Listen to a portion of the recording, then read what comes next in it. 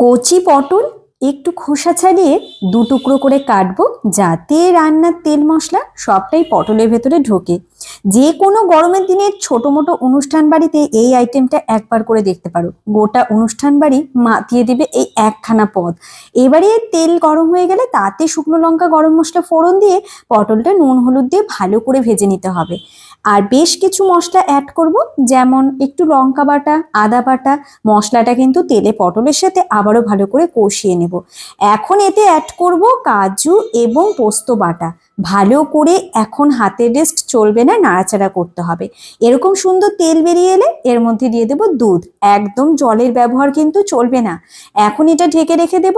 আর ঠিক ঢাকা সরিয়ে নেওয়ার পরে যখন এমন শুকনো শুকনো হয়ে যাবে, তখন আর দেরি কিসের, নিজের পছন্দ মতন ফ্রাইড রাইস, পোলাও, ভাত, রুটি যে কোনো কিছুর সাথে সার্ভ করে দেখো, মুখে লেগে থাকবে। আর হ্যাঁ, রেসিপিটা ভালো লাগলে সাবস্ক্রাইব করে আমার সঙ্গে